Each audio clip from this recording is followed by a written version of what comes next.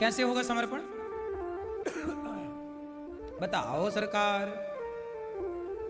सुनो, समर्पण किसे कहते हैं, किस तरह का होता होगा ये समर्पण? आओ बात करते हैं। समर्पण होता है जैसे एक पत्नी का समर्पण होता है पति के लिए। विवाह के पहले स्त्री का नाम अलग होता है, विवाह के पहले लड़की का गोत्र अलग होता है, पर विवाह के बाद उसका अपना गोत्र समाप्त हो जाता है और पति के गोत्र से ही उसका गोत्र जाना जाता है।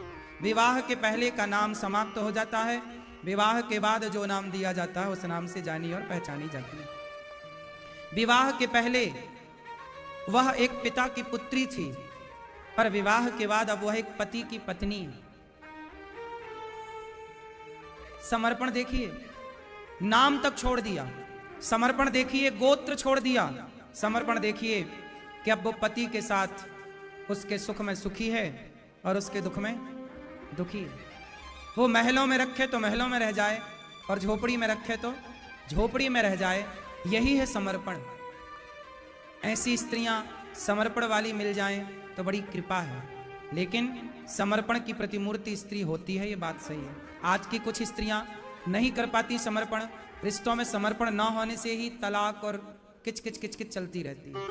ठीक से समर्पण होए तो कोई कष्ट ही नहीं है। उसी तरह जैसे एक स्त्री का समर्पण पति के लिए है, ऐसे भक्त का समर्पण भगवान के लिए। हे प्रभु, अब जैसे आप रखो। हम रह रहे हैं तो ये नहीं कि मैं रह रहा हूं, नहीं, हमारे भगवान हमें ऐसे रख रहे हैं। हम आज हलवा खा रहे हैं इसलिए नहीं कि हम कमा रहे, नहीं, हमारे भगवान चाह रहे हैं कि तुम हलवा खाओ, हम खा रहे हैं। भगवान चाह रहे हैं कि आज हम रोटी नमक के साथ खाएं, चटनी के साथ खाएं, ये हम नहीं, ये हमारे प्रभु चाह रहे हैं। भगवान चाह रहे हैं कि हम झोपड़ी में रहें तो हम झोपड़ी में हैं। भगवान चाह रहे हैं कि हम महलों में रहें, हम महलों में। हमारी कोई इच्छा नहीं है, ना महलों की, ना झोपड़ी की, ना 56 भोग की, ना बासी रोटी की।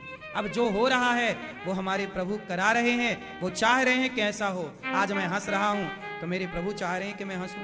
आज मैं रो रहा हूं, भगवान चाह रहे हैं कि मैं रोऊं।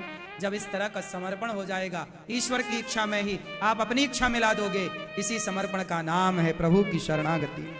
उनके हिसाब से चलना, अपने हिसाब से नहीं। अभी हम लोग कैसा चलते हैं? अपने हिसाब से। इसी समर्पण का नाम है भक्ति।